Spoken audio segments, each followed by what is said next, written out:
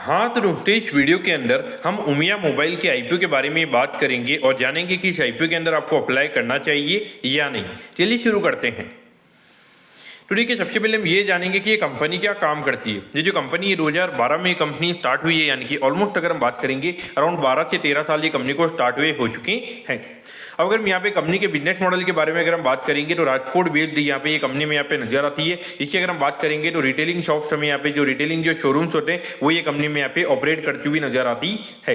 अगर हम देखेंगे कौन कौन से प्रोडक्ट हमें यहाँ पे कंपनी सेल करती हुई नजर आती है तो देखिए मोबाइल फोन, लैपटॉप्स और इसके अलावा अगर हम बात करेंगे जो भी मोबाइल फोन और लैपटॉप के रिगार्डिंग जो भी यहाँ पे एसेसरीज होती है वो ये हमें यहाँ पे कंपनी बेचती हुई नजर आती है। और उसके अलावा अगर हम बात करेंगे तो होम अप्लायंसेज भी हमें यहाँ पे ये कंपनी सेल करती हुई नजर आती है। और करेंटली अगर हम यहाँ पे कंपनी के टोटल नंबर ऑफ स्टोर्स की अगर हम बात करेंगे तो करेंटली 2 स्टेट में यहाँ पे कंपनी का प्रेजेंस यहाँ पे नजर आता है। इसमें अगर हम बात करेंगे तो गुजरात और महाराष्ट्र में करेंटली हमें यहाँ पे कंपनी का प्रेजेंस यहाँ पे नजर आता है। और अगर हम गुजरात में अगर हम बात करेंगे तो अराउंड 149 स्टोर्स हमें यहाँ पे कंपनी के गुजरात में यहाँ पे नजर आते हैं। और अगर हम महाराष्ट्र में अगर हम बात करेंगे तो अराउंड 69 स्टोर्स करेंटली हमें यहाँ पे कंपनी के नजर आते हैं। यानी कि ऑलमोस्ट अगर हम बात करेंगे तो अराउंड 218 स्टोर्स हमें यहाँ पे करेंटली यहाँ पे कंपनी के नजर आते हैं। लेकिन जो कंपनी का आईपीओ आ रहा है तो वहाँ पे और स्टोर के एक्सपेंशन के रिगार्डिंग यहाँ पे ये कंपनी का आईपीओ नहीं आ रहा है। मेनली अगर हम आईपीओ की अगर हम बात करेंगे तो वो जो कंपनी का डेट है उसके डेट को रीपे करने के रिगार्डिंग हमें यहाँ पे ये कंपनी का आईपीओ आता हुआ नजर आ रहा है।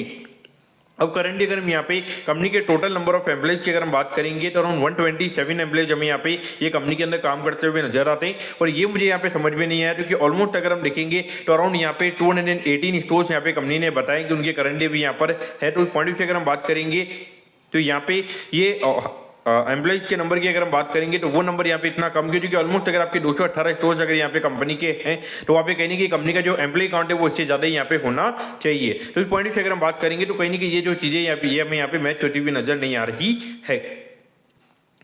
अब अगर हम आईपीओ के ऑब्जेक्टिव के बारे में अगर हम बात करेंगे, यानी कि जो आईपीओ से कंपनी को पैसा मिलने वाला है उसको कंपनी कैसे यूटिलाइज करने वाली है, तो देखिए लगभग 19 करोड़ का डेट हमें यहाँ पे कंपनी क्लियर करती हुई नजर आएगी। तो इस पॉइंट से अगर हम बात करेंगे तो कहीं ना कहीं लगभग पोस्ट टैक्स हमें यहाँ पे 1.5 करोड़ से यहाँ पे जो कंपनी की प्रॉफिटेबिलिटी है वो हमें यहाँ पे बढ़ती हुई नजर आ सकती है। अगर हम यहाँ पे कंपनी के फाइनेंशियल्स के बारे में अगर हम बात करेंगे तो देखिए 2023 में लगभग 333 करोड़ के लगभग यहाँ पे कंपनी का रेवेन्यू का नंबर था। फिर ये नंबर में बढ़ के लगभग 451 करोड़ के लगभग यहाँ पे होता हुआ नजर आया था। और उसके बाद अगर हम देखेंगे तो अभी जो फाइनेंशियल ईयर खत्म हुआ था उसके अगर हम बात करेंगे तो ऑलमोस्ट 601 करोड़ के लगभग का रेवेन्यू का नंबर हमें यहाँ पे नजर आता है। तो ऑलमोस्ट अगर हम देखेंगे तो कहीं ना कहीं कंपनी के रेवेन्यू ग्रोथ के पॉइंट से अगर हम बात करेंगे तो कंपनी का रेवेन्यू ग्रोथ हमें यहाँ पे कंपनी का अच्छा नजर आता है। और अगर हम प्रॉफिटेबिलिटी की बात करेंगे तो ऑलमोस्ट 18 लाख से ये नंबर अगर हम देखेंगे तो यहाँ पे अराउंड 5 करोड़ 66 लाख के लगभग हमें यहाँ पे कंपनी का नंबर यहाँ पे नजर आता है। तो ऑलमोस्ट अगर हम देखेंगे तो कहीं ना कहीं जो कंपनी के ग्रोथ के नंबर से हमें यहाँ पे अच्छे नजर आते हैं। लेकिन अगर हम देखेंगे तो यहाँ पे कंपनी ने ये बताया कि अराउंड 218 स्टोर्स यहाँ पे करंटली कंपनी हमें यहाँ पे ऑपरेट करती हुई नजर आती है। और अगर हम प्रॉफिटेबिलिटी की अगर हम बात करेंगे तो वो हमें यहाँ पे 5 करोड़ 66 लाख के लगभग हमें यहाँ पे नजर आती है। तो अगर हम इसको अगर हम डिवाइड करेंगे 218 से तो कहीं ना कहीं अगर हम देखेंगे तो पर स्टोर यहाँ पे 2,60,000 रुपये ये कंपनी हमें यहाँ पे ऑन एन एवरेज अभी यहाँ पे कमाती हुई नजर आ रही है। तो इस पॉइंट से अगर हम बात करेंगे तो लॉन्ग टर्म के हिसाब से अगर हम बात करेंगे तो ऐसा कहीं ना कहीं रहेगा कि ऑन एन एवरेज के हिसाब से अगर हम बात करेंगे तो 5 लाख रुपए में कहीं ना कहीं यहाँ पे एक ऑन एन एवरेज यहाँ पे स्टोर की कमी यहाँ पे कंपनी की हमें यहाँ पे होती हुई नजर आ सकती है। तो इस पॉइंट से अगर हम बात करेंगे तो कहीं ना कहीं आने वाले 3-4 साल में यहाँ पे जो कंपनी के जो नंबर्स हैं वो लगभग 11-12 करोड़ से ऊपर हमें यहाँ पे जाते हुए नजर आ सकती हैं। अब अगर हम आईपीओ की डिटेल्स के बारे में अगर हम बात करेंगे तो देखिए 28 जुलाई को ये आईपीओ में स्टार्ट होता हुआ नजर आएगा और 30 जुलाई को ये आईपीओ में क्लोज होता हुआ नजर आएगा। अगर हम प्राइस बैंड के बारे में अगर हम बात करेंगे तो 66 के कट ऑफ प्राइस पे हमें यहाँ पे कंपनी शेयर देती हुई नजर आ रही है। और अगर हम लॉट साइज की अगर हम बात करेंगे तो 2000 शेयर का लॉट साइज में यहाँ पे कंपनी का नजर आता है। यानी कि 4000 शेयर के लिए यहाँ पर आपको अप्लाई करना पड़ेगा। यानी कि अगर हम एक लॉट की अगर हम बात करेंगे तो 2,64,000 रुपीज यहाँ पर आपको एक लॉट को अप्लाई करने के लिए लगने वाली है।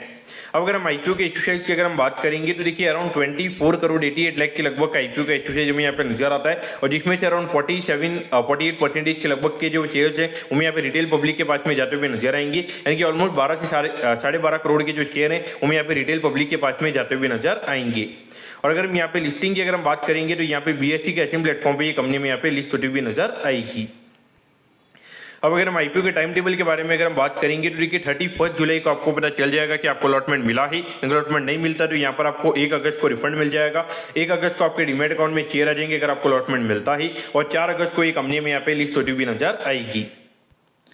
अब अगर हम यहाँ पे कंपनी के वैल्यूएशन के पैरामीटर्स की अगर हम बात करेंगे तो देखिए ऑलमोस्ट अराउंड यहाँ पे 93 करोड़ के मार्केट कैप पे कंपनी का आईपीओ में आता हुआ नजर आ रहा है। तो इस पॉइंट से अगर हम बात करेंगे तो कहेंगे कि 16 से 17 के पी रेशियो पे हमें यहाँ पे ये कंपनी का आईपीओ में आता हुआ नजर आ रहा है। लेकिन देखिए जो 19 करोड़ का डेट हमें यहाँ पे कंपनी क्लियर करती हुई नजर आएगी तो उससे लगभग 7 करोड़ के लगभग का पेट हमें यहाँ पे कंपनी का होता हुआ नजर आएगा। तो इस पॉइंट से अगर हम बात करेंगे तो कहीं कि फॉरवर्ड बेसिस पर अगर हम बात करेंगे तो अराउंड 13-14 के पी रेशियो पे हमें यहाँ पे ये कंपनी का आईपीओ आता हुआ नजर आ रहा है। देखिए अगर हम देखेंगे तो यहाँ पे कोई एंकर कोटा और क्यूआईबी कोटा नहीं है, लेकिन फिर भी अगर हम देखेंगे तो आईपीओ का साइज को इतना ज्यादा बड़ा नहीं है कि यानी कि अगर कोई सेलिंग अगर आएगी तो वहाँ पे सही से डाइजेस्ट नहीं हो पाएगी। तो मुझे लगता है कि कहीं ना कहीं ये कंपनी में इतना पोटेंशियल रहेगा कि अराउंड 15 से 20% के प्रीमियम पे ये कंपनी में यहाँ पे खुलती हुई नजर आ सकती है। लेकिन यहाँ पर अगर कोई एंकर और क्यूआईबी कोटा नहीं है और अभी अगर हम देखेंगे तो 1 अगस्त तक यहाँ पे फिर से जो टैरिफ का इशू है तो उसकी वजह से अगर बाई चांस अगर मार्केट में थोड़ा करेक्शन आता है तो वहाँ पे कहीं ना कहीं 5% के डिस्काउंट पे भी खुलने के चांसेस यहाँ पे कंपनी के हो सकते हैं। तो अगर आपको लगता है कि अगर आप बिल्कुल भी रिस्क लेना पसंद नहीं करते